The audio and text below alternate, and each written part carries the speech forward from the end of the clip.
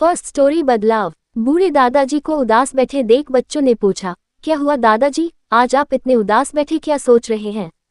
कुछ नहीं, बस यूं ही अपनी जिंदगी के बारे में सोच रहा था, दादाजी बोले। जरा हमें भी अपनी लाइफ के बारे में बताइए न, बच्चों ने जिद की।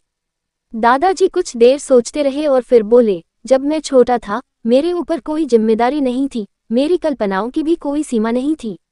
मैं दुनिया बदलने के बारे में सोचा करता था। जब मैं थोड़ा बड़ा हुआ, बुद्धि कुछ बढ़ी, तो सोचने लगा ये दुनिया बदलना तो बहुत मुश्किल काम है, इसलिए मैंने अपना लक्ष्य थोड़ा छोटा कर लिया। सोचा दुनिया न सही, मैं अपना देश तो बदल ही सकता हूँ।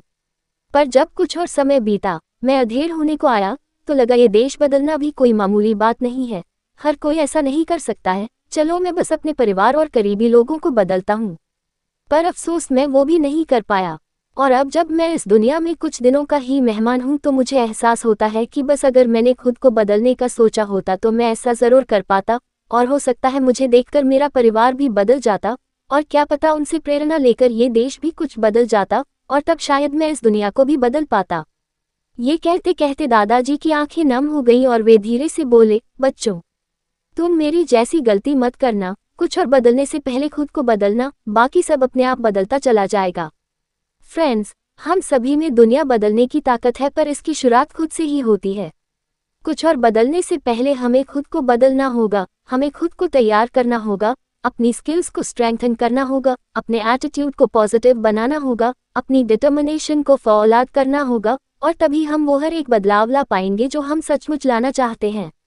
दोस्तों, इसी बात को महात्मा गांधी ने बड़े प्रभावी ढंग से कहा है, खुद वो बदलाव बनिए जो आप दुनिया में देखना चाहते हैं।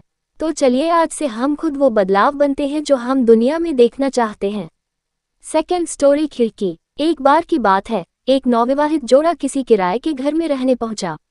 अगली सुबह जब वे नाश्ता कर रहे थे, तभी पत्नी ने खिड़की से देखा कि सामने वाली छत पर कुछ कपड़े फैले हैं।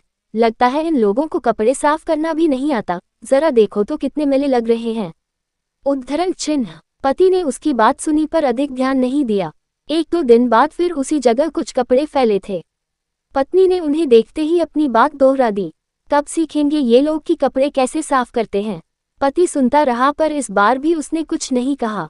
पर अब तो ये आए दिन की बात हो गई, जब भी पत्नी कपड़े फैले देखती भला बुरा कहना शुरू हो जाती। लगभग 1 महीने बाद वे यूं ही बैठकर नाश्ता कर रहे थे। पत्नी ने हमेशा की तरह नजरें उठाईं और सामने वाली छत की तरफ देखा। अरे वाह, लगता है इन्हें अक्ल आ ही गई, आज तो कपड़े बिल्कुल साफ दिख रहे हैं, जरूर किसी ने टोका होगा। पति बोल, नहीं, उन्हें किसी ने नहीं टोका। तुम्हें कैसे पता? पत्नी ने आश्चर्य से पूछा।